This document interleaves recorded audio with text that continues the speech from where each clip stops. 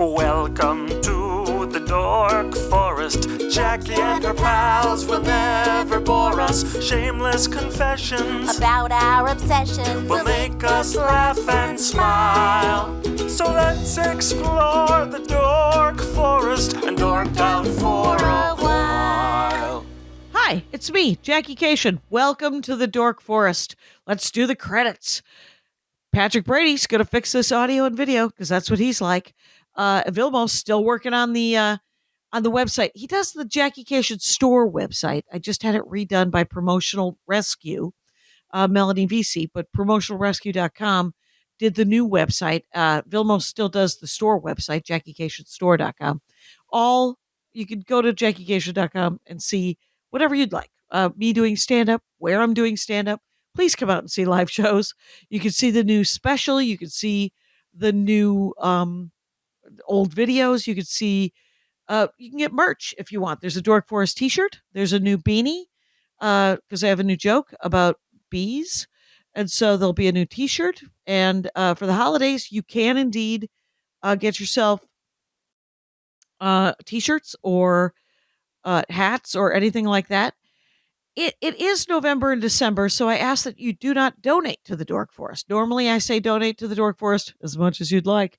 But in November and December, take that money and donate locally to a food bank in your neighborhood. So feedingamerica.org is a way that you can look up your local food bank. You just put your zip code in. You could also Google the words food bank and the name of your town.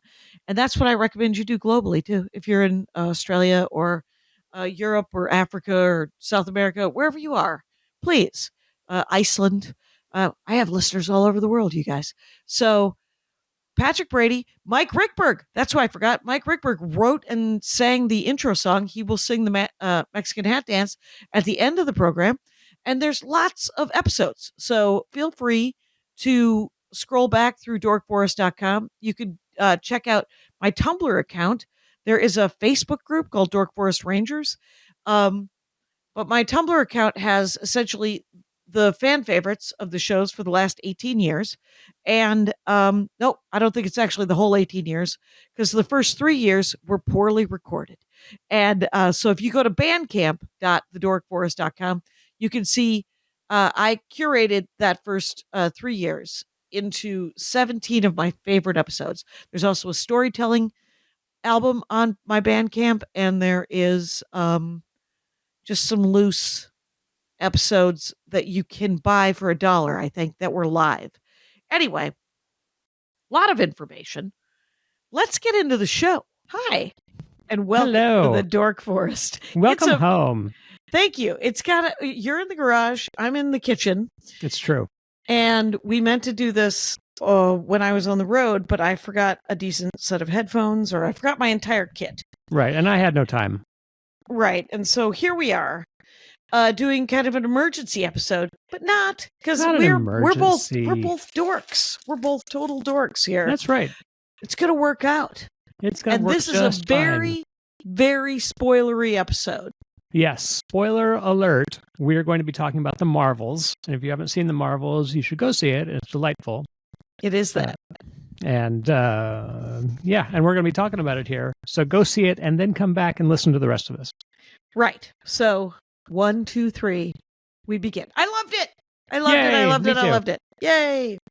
It was the Ms. Marvel's family. Well, okay, so let's just start from the beginning. Do you think people have to see Ms. Marvel before they see it? Or WandaVision? So if you don't, there's a couple of characters. One of the characters is from WandaVision. The Monica Rambeau, who was in the original Captain Marvel as the little girl. Right. But she grew up and then she was the agent that we follow in part of the story in the Scarlet Witch series. TV series. So, the TV series. And that's where she gets her powers, is in that TV series. So if you want to sort of know that, well, we just told you. And so you've got it. That's basically all you really need is right. It feels kind of like Guardians 1. Right. Where if you know all the backstory, it's great. I think that I think for character development, you don't really need to see much of that about Monica Rambeau. Okay. However, I think for character development, you probably should see Ms. Marvel, the TV series that introduced the younger girl, the Ms. Marvel character. Right. Who is Kamala Khan, right? Yeah, Kamala Khan, right. And so you would get introduced to her family and her family dynamics and all of that stuff, which is really important in the movie. Do you think it is important in the movie? Yeah, I think so. I think it's important to know her a little bit better. I mean, you can kind of I think you probably kind of get it, but it's hard for us to know because we saw it. We saw Ms. Marvel. Right, but I mean, whenever I go to one of these movies and I don't know who someone is, I have you, essentially, where I could just turn to you and go, "Who is that?" Yeah, but I don't think that you would have enjoyed this movie as much if you didn't know that character, not from the comics, but from the TV series. Well, I know that when I saw Guardians of the Galaxy, I barely knew anything about Guardians of the Galaxy. Right. And we didn't need to know anything about those characters. Except for that, like, there's a talking raccoon. Right. And Star-Lord, they give you his origin story in the very beginning of Guardians. Yeah. So you don't need to worry about it. Right. And they tell you, in Guardians of the Galaxy, they tell you enough about those characters that you're like, okay, I'm in. Okay. So these crazy characters, I get it. Okay. I don't know that they tell you enough about Kamala Khan for you to really understand where she's coming from as a kid. Okay, because she is a teen superhero. She's a teen superhero. And she has one of the bands. She has this thing that her grandmother sent her, but she's also an Inhuman, right? Or is she also a also a mutant? Is she also a Celestial? What is she? What do you know about? Because it goes back and forth, kind of. When she started, so in the comics, let's go to the comics. When she was introduced, she gets her powers because she gets exposed to the Terrigen mists, right? Accidentally, because the Inhumans have released it into the atmosphere of the Earth and created a whole bunch of Inhumans. Yeah, right. It's a cloud. It's a cloud of green fog. Oh, it was a green. Over. Oh, that's right. Someone else put it in the water. That's right. A bad guy. I don't know. Yeah. Anyway, that's where she gets her powers in the comics, and her powers are different in the comics too. So that's also important to know. Her powers in the comics are different than they are in the series. She's embiggened in the TV and in the movies. Oh, she grows and she stretches and grows and in the comics, right? And in the TV series and in the movie, she only creates she's like Green Lantern, hard light creations. Yeah. Okay. She creates solidified light creations that sort of mimic the powers that she has in the comics.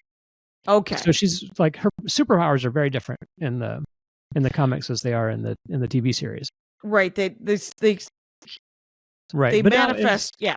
Right. So the comics, they introduced this in the comics. They had this whole Inhumans story where it kind of looked like they were trying to get rid of the mutants, like they were trying to split the mutants off and create another mutant thing. And so she was one of these Inhumans that came along, but then they backpedaled on all of that.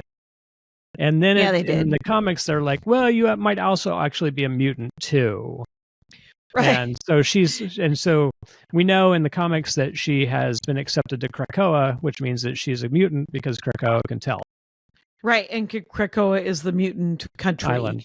It's the island country. Mutant island. Yeah, but isn't it a sort of a city-state, an island country? Yeah. They've created they've made a nation, but Krakoa itself is the island. Is a sentient island? Sentient island. I don't believe I knew that. All right, and I have read much about that island. Right. Does it just sort of, like, if somebody non-mutant tries to show up, does it just kind of kick them off the island? Well, it has a bunch of powers. Like it can open teleport gates from places to itself, and so that's the only way you can get to Krakoa, basically. Oh, you can't. There's no cruises. Right, and you can only use those teleport things if you're a mutant. Okay. Otherwise, you don't. So she's superhero ambiguous She is. in the comics. Yes. But in the MCU, in the TV show, MCU, she gets her powers from the bangle. does she only get it from the bangle that her grandmother sent, or did it release the powers? I thought it released at a sort of it seems like it probably just released the powers. Yeah, and it enhances the powers. It enhances the powers. Because or now there's focuses two her of those powers or bands. some such. Yes. Now there's two bangles. She got the one bangle from her grandmother. Right. And then the other bangle is encased in some sort of Jedi tomb off in space. Yeah, right? what did they... I don't remember now what they did with the other bangle in the at the end of the movie. Oh, they had both bangles at the end of the movie. Oh, yeah, so... Now, does she have both of them? Maybe. I don't remember. Because she clacks them together, remember? At the end of the movie? Oh, yeah. So she ends up with both of them. Right. And so what I know about two bangles like that, aren't they quantum bands? Yes, they also called them quantum bands, which means that they've sort of taken Ms. Marvel and they have merged her with the comic book version of Quasar. Right, who was Captain Marvel? No? Captain Marvel was Captain Marvel. Right. Quasar, but you know what he did? You know what? I'm sorry. I think I'm wrong. Because I think he had Captain the Marvel, bands. he had the band. That's right. He was a Kree guy, came to Earth, but then got the bands somehow, and then got his powers from the bands. Right. That's right. But they also gave him cancer. Oh, right. They did give him cancer. That's And he right. died And of that's that how he cancer. died of cancer. That's right. I think back in the day, they didn't want to have people live of cancer because they thought it was too dark. Well, maybe. I don't know why. Well, Jim Starlin wrote this one of the first graphic novels, first Marvel graphic novels, I should say. There were plenty of graphic novels before that, but one of the first Marvel graphic novels that was the death of Captain Marvel, in which he dies of cancer. And is that Chris Claremont, that author? Jim Starlin. Oh, Jim Starlin. Okay. Yeah. Okay, so in this, I looked up many things having to do with the bands. And it said that the artifact belonged to her grandmother. Kamala's, its origins, mystical and or this is the AV Club article that I'm actually reading from. Okay. Credit where credit is due. Right. Tearing down the veil between the MCU and the newer dimension, home to the clandestines. What? Do you know who the clandestines are? Yes. Of course you do. Yeah. So yes. Boy, that's a. Is that a leap? That is a leap. Okay. That is a very strong leap into Alan Davis, one of Alan Davis's brainchilds in the Marvel Universe, and also kind of a deep cut.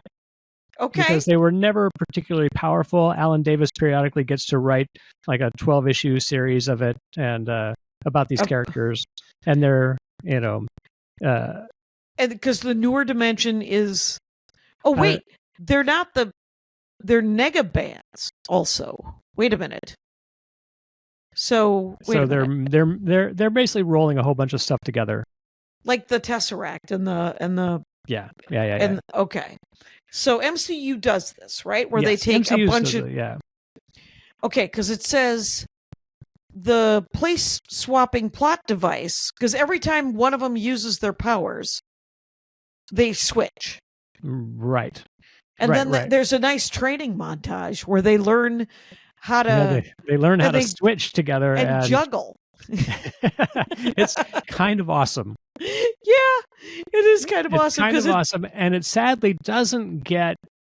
It doesn't. That's such a good setup for something really cool to do later on in an actual battle. And they do a little bit of it, but they don't do a little bit of it. But they don't really pay it off in a big way. In a big way, they don't, because they do spend a good couple of minutes with a Full Metal Jacket kind of training montage.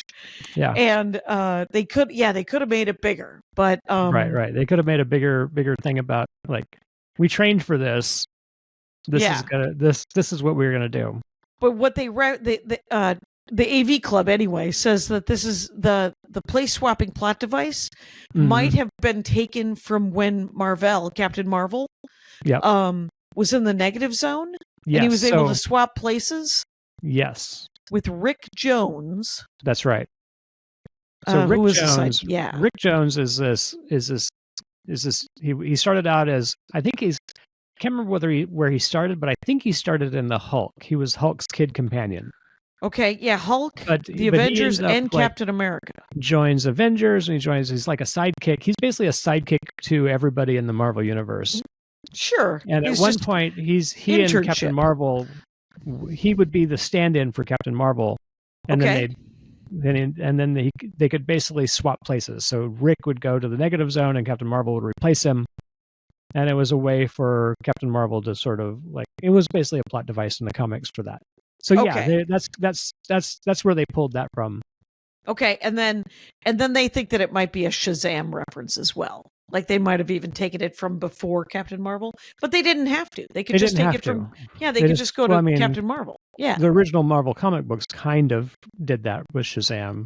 Oh, right. Shazam swapped places with that kid. I forget what his name is. So nega bands. I remember.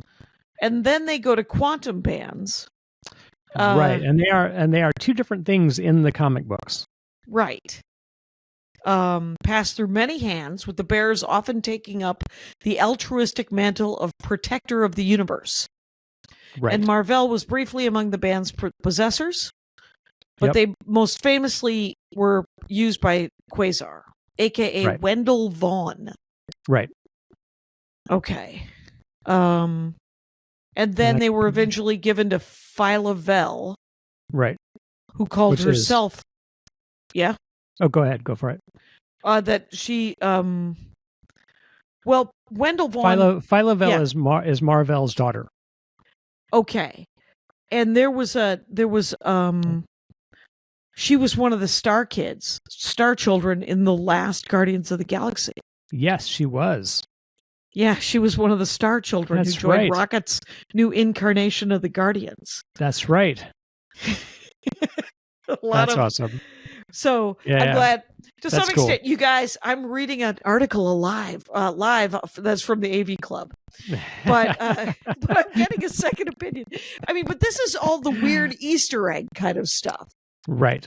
I mean, what I kind of love is... Except it's sort of like, because they take such liberties with the comic book stories, which is, by the way, not a bad thing. People, it sounds like I'm that you might criticizing be against them, it, but I'm not actually. I think one of the things I absolutely love about the Marvel movies is how they take all these different things out of the Marvel universe and mix and match them into new stories, and I absolutely love that. That is one of my favorite things to do about these movies. I mean, there's 60 years of comic books that they can grab stuff from? Yeah. So they might as well. And because everybody, it's such a collaborative thing making a comic book or making a character like that anyway, that to pick and choose from some of the greatest stories it makes more sense. Right. Whatever you're doing is causing problems with your audio. Right. There's a click. Yeah. It was making your audio drop. Nobody needs it. Nobody wants it. Now it works. You're good now. Okay, and then they also have somebody named Dar-Ben, who was the big bad in this particular... They say that was who that was, who's essentially the Ronin. Yeah, she's another accuser. Ronin was accuser. Dar-Ben is the co-leader of the Kree Empire in the 1990s Avengers storyline Operation Galactic Storm. Monica Rambeau, then known as Captain Marvel, was on the team roster along with Quasar Wendell.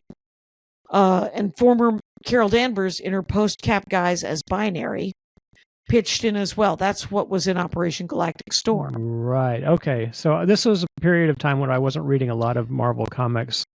And so I did not recognize her from that. Okay, but she's using that she hammer. Was another. Yeah, that hammer is sort of the staff of office of the accusers. And is that a Kree office? Yes, it's a Kree office. And the Kree were the ones that the blue people that Captain Marvel was with in the first movie. Yes, some of them are Who blue, and hated some the of them Skrulls. are Oh, other colors. Right, the Skrull are green, the Kree are blue. Right, and the Got Kree it. are also other normal human colors. Oh, they're also white and black and whatever? Yeah. Okay. They are not all blue.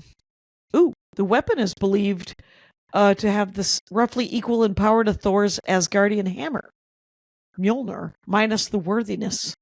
Right. So she's there, and then there's a bunch of like Kamala tries to name Monica's character. Right. That was fun. That was fun. Because in the comics, she ends up being called Photon. Okay. Which is the only word I think in that entire list of things that she doesn't actually get to. It's like every single possible synonym for light or light-based powers or whatever, and she never says that word, which was fun for me. Right. And it says here that Kamala was once called Nightlight. I don't remember that. Didn't G. Willow? Yeah, I think that G. Willow Wilson invented that character, right? Oh no. Yes, she did, but I think they're talking about in the TV series. Oh, in the TV series. Oh, somebody tried to call her Nightlight or something. Right. Okay. Right. Yeah, I think that happened in that one of the first few episodes. Okay. So so we get to they all. That's how we get to meet them all, and it's so cool. Nick Fury's in it. They start swapping places, and they're all doing different things, and so we get a fight that takes place in 3 different places because they're swapping places, they're swapping around, and they're taking people with them when they swap, and it's probably one of the coolest action scenes since Ant-Man. Right, with the making things big and small with the salt pepper, salt and pepper shakers.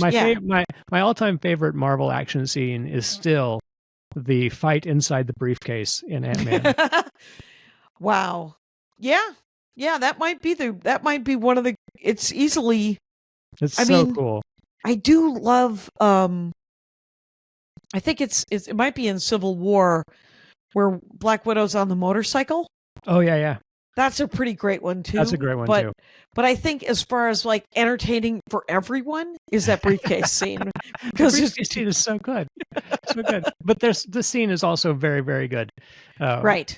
And so they're in Captain Marvel, Carol Danvers is in a fight with the Kree, and Monica is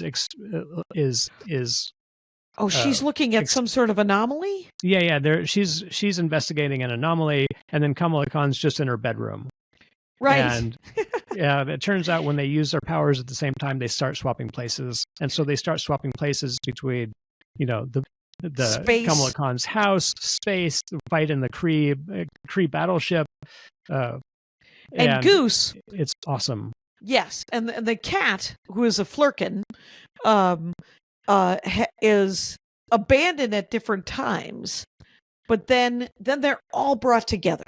Right. At one point, and they sort of figure it out, and they get them all, and they get everybody together. With and Fury's there too. So right. and they collect Fury along the way, and so they end up in Kamala Khan's now utterly destroyed completely destroyed New Jersey apartment home. Yeah, with her family. The family house is gone. Yeah, and they start experimenting, and that's fun as well. Now, I would like to jump all the way to the end to ask you something about that house. The house that they end up at the end, is that supposedly for the family? Is that for Kamala Khan's family? Because it feels like it's Hawkeye's house or Iron Man's house from Endgame or something. No, it was the Rambeau house in Louisiana. Oh, right. It was Monica and her mom's house. Yeah. Okay. All right. But her whole family, now Kamala has to switch, and her boyfriend, she's not going to get together. See, that's the thing I liked about. I don't know what's happening with that. Yeah, you can't know, I suppose. Yeah. Too soon. It's the end of the movie. So, new movie. Right. So, okay, so we'll back up. Let's talk now. Yeah. Let's back up to the second thing that made us laugh a lot, and which was the singing people. Oh, right. Carol The Danvers, musical. at some point between 1990 and now, has married the prince of a people of an aquatic race on a planet where they don't speak but sing. Prince But they sing in Jan English. of Aladna. Yes, Prince Jan of Aladna is an obscure character from the comics, elevated to MCU appearance. Kelly Sue DeConnick wrote this, and she was a consultant. But Jan Right. was originally engaged as a youth in the book to an Earthling, Lila Cheney, the spacefaring rock star mutant thief. Right. Do you know her? Oh yeah. Yeah. Oh. She can teleport, but Wait. only planetary distances. Lila? She can, wow, much like Immortal Man. What good is Right. that? Exactly. You know what? She'd be really good for, she should go into the trucking industry. She could move things from planet to planet. Yeah. I mean, there's all kinds of useful things for her to do. But no, she's a rock star. She's a rock star? Okay, Yeah. so she's, and it isn't Lila from the X-Men who knows things, is it? No. Okay. From X Factor, you mean? From X Yeah. Factor. Okay, Yeah. different No, Lila. it's not Lila who knows things. It's a different Lila altogether. Okay, so Jan and Lila didn't want to marry, and Jan asked the visiting Carol to intervene. Her success results in a new complication, as Carol was then expected to marry Jan until her alien ally, Tick, volunteered to take her place in the comics. This is all in the comics. But in the Okay. movie, Carol literally marries Jan on that planet. So she is the princess. At some point, she is married to him. She says it's a marriage of convenience. It's a political marriage. It turns out, thankfully, he's bilingual, so he can actually speak and not just sing everything, because everybody was singing everything. And I was honestly a tiny bit disappointed that our cast of 3 were not made to actually sing. I was really, really, really hoping for a musical moment where, because in musicals, the songs are all about what's going on the inside. Right. Like, it's their internal monologues that come out in song in musicals. Oh, right. And So they did leave it. They left it on the table. This They was a left that much one on the table. shorter. I will say that this was a much shorter movie than a lot of the movies have been. yes, And so at just under 2 hours. right, which felt perfect, by the way. Yeah. And there were scenes like that one that would have been super fun. Right. But I do not think. I think it was just long enough, though. Now I wouldn't mind a one shot. I wouldn't mind a right. one There shot. needs to be a one shot where they sing their they emotions. stay overnight. They stay overnight, and then they end up having a couple of beers, maybe. And honestly, they never. So that water, that planet has all the water stolen from it. Oh, right. But not all of creep it. bad guy. Well, Not all of it. A good portion of it. Who knows? We don't know Well, how much. she stopped it. They stopped it. I don't think they did. I thought they did. I don't think they did. I think She they closed ran... it when she slammed them together. She closed all the portals, and that's when Captain Marvel flew and reignited the Kree Sun. That was later. No, I know, but it wasn't that much later. Like as they were taking the water True. up. I mean, it was. Yeah. But it was probably in real time, right? Lady and the Tiger. Lady and the Tiger. We'll never know. I like to because believe they never go back and resolve it in any case. Well, So, we could talk about the Red Skull and Captain America if you want. that's but, true. oh, That's true. these are If you want things to that get haunt to me. Yeah. unresolved, unresolved MCU issues. We have a list as long as your arm, Rangers of the Dork Forest, it's true. about what one shots we would like to see. The Right. Bechtel, the Bechtel, Oh yeah. That's the one that Jane Foster and Jane- Pepper Potts. Jane Foster and Pepper Potts discuss only the technology that Jane And Foster is business. working on and business over lunch. And at the end of this short, where they work out a deal for the technology, where Pepper Potts funds Jane Foster. We pan out and we see that the cafe, the little Italian cafe or French cafe that they are in, is called Bechtel's, and that's what I want to write, and that one needs to Yes. happen. Yes, please. And so they don't end up singing, which is sad but amazing. but the whole scene is relatively amazing. And then they move on. They go to Earth because they're going to take. What are they going to take from Earth? The sun. The sun. Yeah. They need to right. reignite the sun, so they're going to go and steal the sun. They're going to steal the power out of the Earth's sun to reignite the star around Kree Prime or whatever it's called. Right, because the first thing they do is they steal the air from the essentially the new Skrull homeworld. Right. Where a lot of Skrulls have settled. That's right. And Carol Danvers realizes that they are picking planets that are important to Carol Danvers. So she was out there helping the Skrulls try to find a home world. So they took that. They went to the place where Carol Danvers was married to the prince, and they took the water, and now they're coming to Earth to take the sun. Right. So. And now you've clicked off again. Am I back? Oh, you're back. You're back. Good. Well, I think it's just this cable might not be ideal. I think you're right. So now there's a bunch of cameos. We've got the Valkyrie. Yes. She comes in real close. She comes in and takes the Skrulls off of Carol Danvers' hands because they have to rescue a bunch of Skrulls from the land where they're taking all the air. Right. So do you think that those Skrulls are the ones that come to Earth and then are part of the million Skrulls that are in Secret Invasion? I don't think so. You think it's after? Well, you know what? I don't know. Because this was delayed, remember, Captain Marvel? It was delayed, right. But she has... So Valkyrie, she has access to all of the worlds. Because through the Rainbow Bridge. Oh, right, yeah. Which is how she gets them away. She takes them via the Rainbow Bridge, and exit the Skrulls from the plot. But she could take them. I mean, if anybody can find them a place to live, it's somebody who has access to all of the worlds via the Rainbow Bridge. Right, which is weird that New Asgard is in, I don't know, Greenland or wherever they are, because they could go to anywhere. They could go anywhere. Yeah, but they like cable. Right. So it's it's and they're honestly the gods of this world, so they're not going to go to other worlds. Oh, that's true. Right. So Valkyrie was pretty cool, and then you didn't quite read. You were like, oh, who is that? You know, and I didn't recognize her. Her hair was different. Her hair was different. She's not wearing any sort of. She was wearing like a business suit.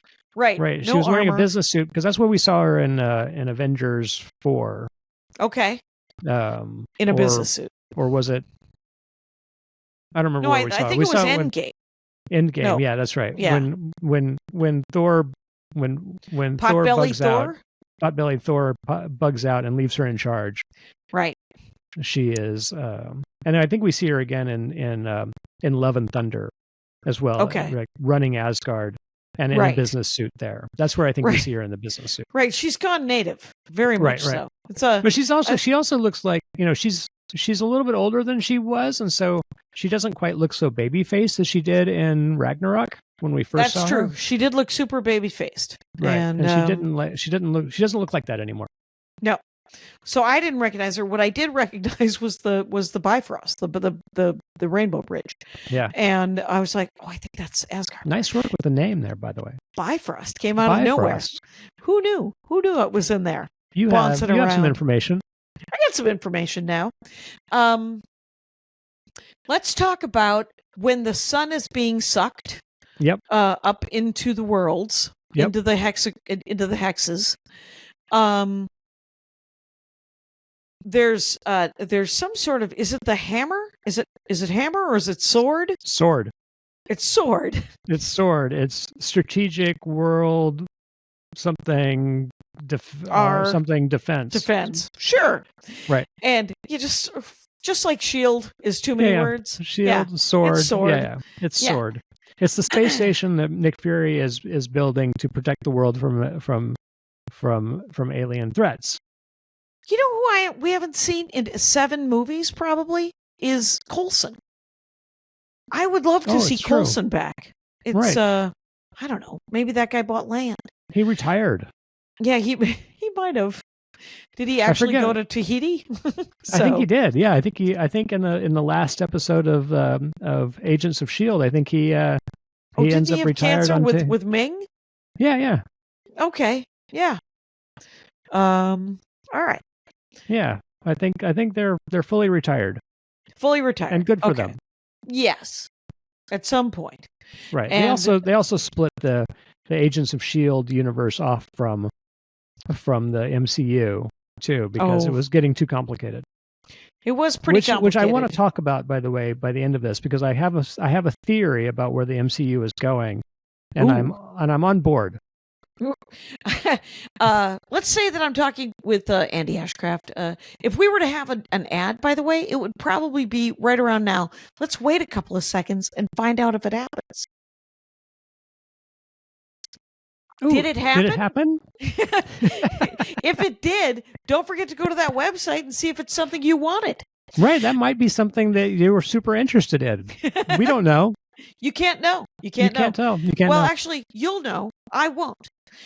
Because I don't think I know I haven't sold an ad for this one particularly. Tell us in the comments. Is there an ad? Is there an ad? What's it something you were? I'll tell you something. The Jackie and Laurie show has a Hero Forge ad this week. Oh, and that's kind of exciting. That's very exciting because you can go and make superhero action figures or your fantasy role playing game action figures. Not action figures. Sorry. Like figurines, 1-inch figurines for tabletop role playing games. Are they an inch? Yeah, that's the scale. That's the scale when you play the. Yeah. D&D? 6 feet is an inch. Okay. So there's a dick joke there. That's 172 scale, I think is what it's called. Okay. How about all of the eggs, the weird brain eggs showing up all over? Right before the commercial break, I was about to tell you my big theory. Oh, right. Oh, do you want to go there before we go? I want to go there. Yeah, and then we'll talk more Easter eggs. Okay. Because it kind of leads to some more Easter egg stuff. Okay. So, I think there has been some talk on the internet about how the blip has kind of messed everything up. Like storytelling wise, it has now sort of pigeonholed them into like, all right, now we have to figure out where everybody was or wasn't during the blip, and it makes it super complicated. And if these people didn't blip, then why is the world the way it was? Where were they? What were they doing? You know, there's all these questions, and these questions come up all the time in the comic book. If you read a lot of Marvel comics, you also have all these questions. You're like, well, why didn't? Why didn't he just come and help? Yeah, why didn't DC has the same problem, right? Like, why didn't Superman just come and fix us, right? Right. If they're in the same world, why is Gotham City the way it is? Yeah, why did this drama happen? Right. Superman could just fix this. What is going on? The Justice League can just fix this. The Avengers can just fix this. Whatever. So my thinking is that they're basically breaking the MCU is now going to be the MC multiple universe, MCMU. Oh, because of the Spider-Verse and all that? Yeah, so Spider-Verse is going to split off. The X-Men is going to be in its own universe. Fantastic Four may be in its own universe, and they can cross over whenever they want. Right. Oh, right. But they don't have to be all internally consistent. So the Fantastic Four can show up in a world that looks like Earth, but didn't have a blip. What was the movie where was that Black Panther? Black Panther. That had the Illuminati? Yes. No, that was what was that? What movie? That was oh shoot. Was that Black Widow? No, it was Scarlet Witch. It was the Vision Scarlet Witch. Oh, it was the Doctor Strange. No. Yeah, that's right. Witch. It was the Dalek. It was it was the multiverse of madness. That's it. Right. So, Doctor Strange. Here's the thing: a superhero universe is basically our universe, but with superheroes. Right. Right. And so, there's lots of extra questions about like, well, where do these superheroes come from, and blah, blah, blah, blah, blah. Right. But once you get a certain number of superheroes in the world for a certain amount of time doing all these world-bending things, right? Then you're like, well, why is the world still like our world? It shouldn't be like our world at all. Right. It should be totally different. Right. And so we're starting to see that we're starting to see them explore that, but it's also making it hard to write stories in that world that are traditional superhero stories, because that world no longer looks really much like Earth. Right. Yeah. Like, how could it? Nations have changed. Like the power dynamics of the world have changed. There's there's a giant hand reaching up out of the ocean someplace from the Eternals. Oh, right. Right. Right. I forgot about the Eternals. If they just explain that, like, oh no, these all happen in different parallel. There's some of these things are just happening in other universes. Okay. And it also makes it easier for them to bring in the X-Men, because the X-Men world is going to be very different from if the X-Men have been around during all of this, what the hell's going on with them? Right. So clearly they have to be in their own world, and maybe the Fantastic Four are in their own world. The Fantastic Four are all about going and exploring other worlds anyway, so that makes it a perfect attachment to the So and we've already started exploring this with Spider-Man, the animated series, and we're exploring that already with What If. Yep. And we're exploring that with Doctor Strange and the Multiverse of Madness. So okay. Yeah, it's going to be available. Yeah, it's available. So what they're going to do is they're going to free up their writers to just write great stories and not have to worry about how this connects how it all to interacts. all this history, this cruft of history, this imposing mountain of history that they have to work out. Like, well, what was happening during this bit? Right, because Magneto can be in Nazi Germany in a parallel universe, and so can Captain America.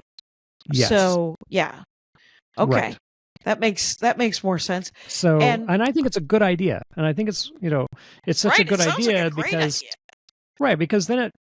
because what's already happening is people starting to feel like, oh, I can't go and watch this next Marvel movie because I haven't watched all of the other stuff beforehand. And there's too much. It's just too much for people to feel. So it allows them to make a clean slate. Right. While also keeping all the stuff that they want. Yeah, which they is can cool. use all of it, which is kind of what comic books can do, right? Right.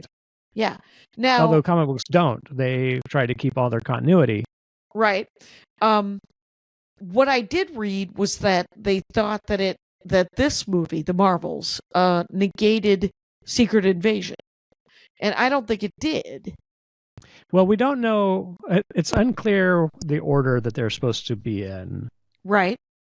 I think that Secret Invasion. Now I'm trying to remember. I think there was a note at the beginning of Secret Invasion about when it's supposed to have happened. Okay, because Fury knows about all of the scrolls that Valkyrie took, right? Yes. Right. And in Secret Invasion, there are scrolls that he does not know about. He's still dealing with, what's his name? Talos. Yeah, Talos. Right. Right. And Talos' band of people, and he thinks it's a much smaller number that are actually there. Right. Right. So who knows? So what they might have done is just given the writers of future MCU stories a way of saying, well, yeah, we don't have to worry about Skrulls. There's not a million Skrulls living here. They've all been taken away by Valkyrie. Oh, there you go. Yeah, easily. So they just fixed that problem. Yeah. So I have 2 more topics. We're at 40 minutes. Oh, we're doing great. But don't move your mic because of the clicking. Yeah. Okay. Sorry, Patrick. Okay, so but I will say this. I'm talking with Andy Ashcraft. Andy Hello. Ashcraft, you should know. We're married. And that's then Jackie also, Cation, my wife. That's it. And I think you discontinued your podcast, but there are, 100 episodes? 76 or 77, I think, episodes of ethics and video games. Ethics and video games. And with myself and Shlomo Sher. Shlomo Sher is the philosopher. I'm the game designer, and together it was murder. And together it was ethics and video games. Ethics and video games. That's right. Right. That's the podcast. You can take a deep dive into what's happening. So, Right. So I want to talk about the Flurkin. Right. Because that's awesome. I mean, Right. it was a gag in the first movie. Right. And now it's a whole nother level. It's a whole other level because Goose clearly had a litter. Right. Goose has a litter of, and at the Brain beginning we see looking- them, they look like some sort of weird egg that looks kind of like brain things. It looks kind of like the thing that Buckaroo Banzai pulls out of the 8th dimension.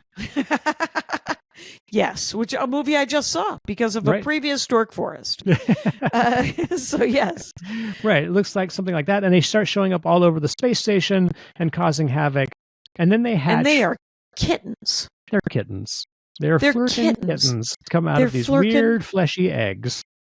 So weird, so cute. adorable, so cute. And they all can and they're all very hungry. And they all have octopus tentacles. Yep, they all can open their mouths. But they can store people in them. They don't eat them. Yes. Right. And we saw that before. Right, with the Tesseract. The Flurkin was able to like disgorge people as well as engorge them. And so it ends up being an important plot device because the Sword space station is under attack and it's about to fall apart on them due to other things going on in the movies. And so they just release the kittens on all of the people on the space station, and then take the kittens into the one last escape pod. Right, because they could put 100 kittens into the escape pod, so they could fit all of the people on the space station in the bellies of tiny Flurkin kittens. That's right. But as the Flurkin kittens are running around the space station, I didn't. I recognized the song, but I forgot where it was from. Right. So it all goes into like this. The music swells and because it's just chaos in the space station as these little kittens are running around grabbing people with their tentacles, and they start playing Memories from Cats. From the musical Cats. And I laughed and laughed and laughed and laughed and laughed. Right. And then you could hear underneath the music, you can hear a voice. People screaming, but then a voiceover. And the voiceover is, let the Flurkin eat you. Let the Flurkin eat you. It's going to be okay. Let the Flurkin eat you. Do not run. Do not try to protect yourself. Let the Flurkin eat you. Yeah, it was something like that. It made me laugh. Hilarious. It was hilarious. It was so funny. And then, I guess at the very end of it, it was goofy. I mean, like, yeah, it's also super goofy because, like, why weren't the Flurkin eating the heroes or Kamala Khan's family who are also up on the space station? They're like, right. no, we need to. They're just eating the under fives. Right. Yes, they were like, oh, we're gonna need the janitor, and we're gonna need right. They're just eating the people who don't have other lines. Right. It's almost like Goose is directing them. Right. So and then they all to get them. Then they managed to herd them all on board, which doesn't make any sense either. Right, because it's literally herding cats. It's literally herding cats. Right. And I would say this is that. And there's a very cute moment when they go into zero gravity with all the little kittens floating around. Oh yeah, that's super cute too. And then the other thing that made me laugh so hard is when they're in Louisiana with Ms. Marvel's family. Yep. And Ms. Marvel's mom is talking about what a great house it is. Right. And what a great place it would be to raise a family for Kamala's brother. For Kamala's brother, Amir. And Kamala's brother, Amir, has a remote and he keeps trying to change the channel. He's just like, and all you hear is like a click, click, click. See, that's why I think like the family stuff, you're not going to really get the dynamics. You'll get it, but I think you need to see Ms. Marvel more was so good. It is really, really good. That I actually recommend seeing it anyway. So right. Just because, and if you don't know the history of how Pakistan and Bangladesh were created out of India after colonization, after the independence of that, after World War II, 1948, I think it was. Yeah, something like that. Might have been, I don't remember. and might have been later. Might have been earlier. But I yeah, forget. it ends up being the history. They go partition. back in time and go and go into the history of the partition, which was kind of cool. Yeah, it It was actually really cool. Yeah, I loved it, and then there were stingers, right? Right. There was let's there's at the very end again. This is a spoiler episode. You know, so drill. spoiler, so spoilery. Like Captain Marvel can go and reignite the sun around the Kree homeworld. And she didn't think she could do it. She's never tried to do it. But when she goes and does it, it's like, that's no big deal. I can just do this. Which I thought was a little lame. Oh, you thought that it should have been harder or a bigger, it should deal? have been a little bit more trouble for her. But it didn't feel like it was a challenge at all. She sort of thought it might have been a challenge, but then when she goes and just does it, and it's no challenge at all. Well, do you know how in the comic books, you told me about this, I've never read them, where Rogue takes all of her powers? Yes. Do you think that might be the next movie? It might be because so now we're getting into the stingers. Right, because Captain Marvel is so powerful. Right. And much like Superman, you have to figure out how to depower her or reduce her powers for at least an act. Or just keep her in space where it's all right for everything to be superpowered. Yep. Right. Yep. Easy. Where we're where you need someone to reignite reignite the sun. Exactly. What do you think of the science of that is? Should I get Robert Hurt on here to talk about if that's possible? Yeah, I think that's probably a good idea. I feel underdressed for weighing in on that.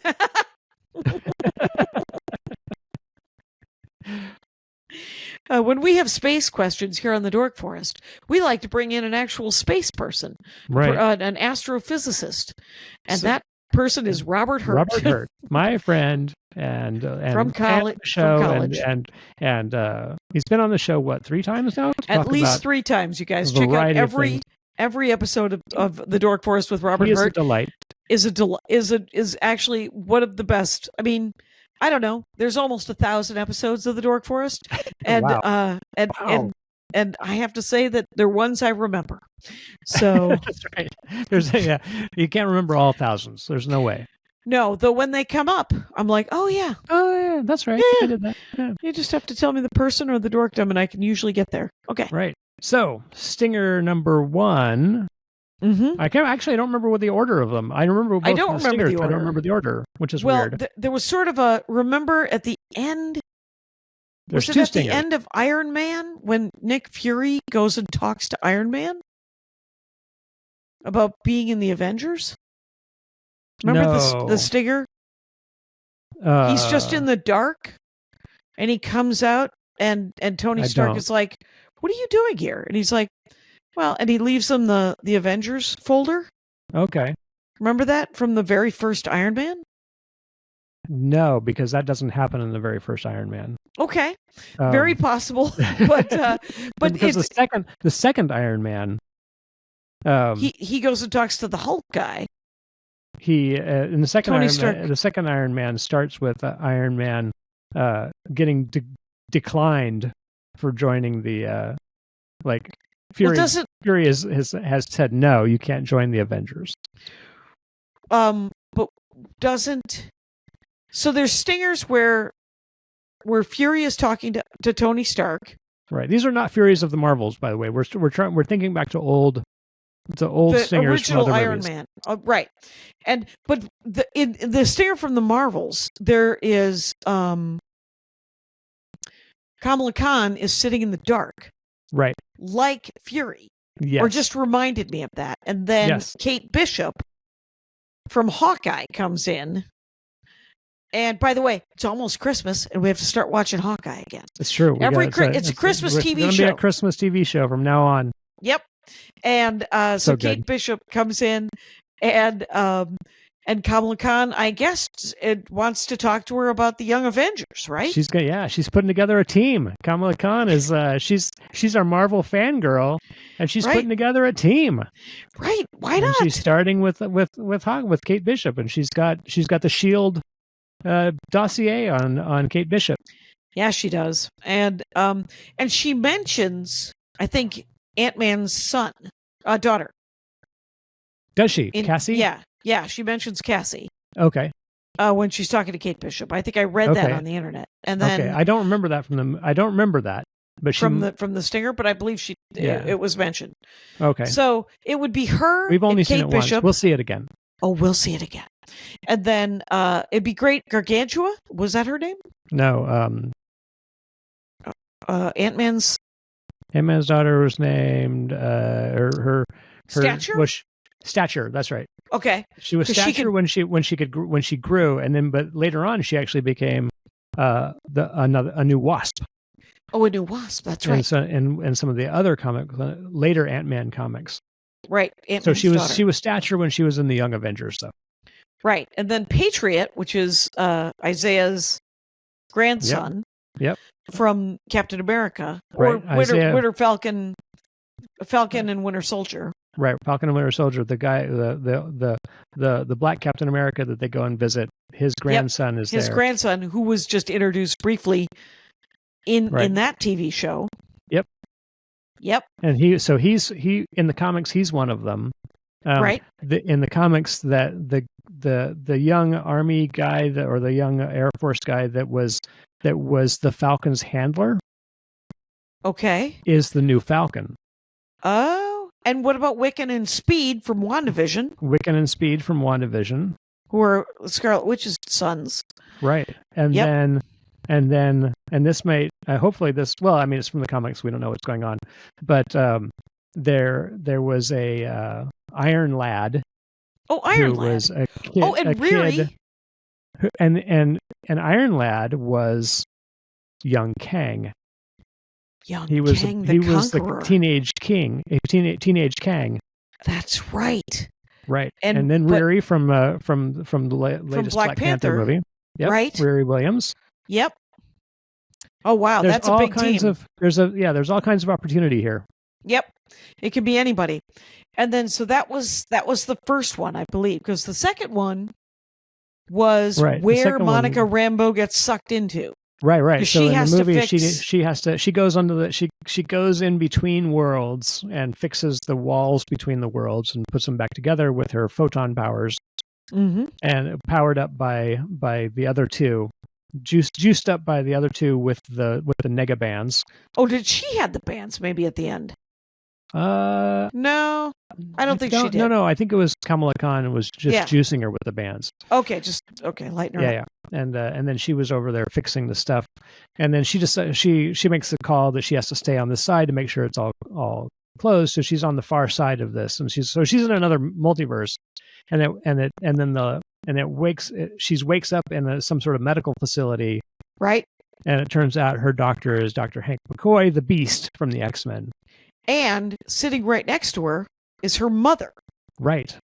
And her mother doesn't know her. So it's an alternate universe where her mother... And her mother stands up. And her mother is in the costume of Binary.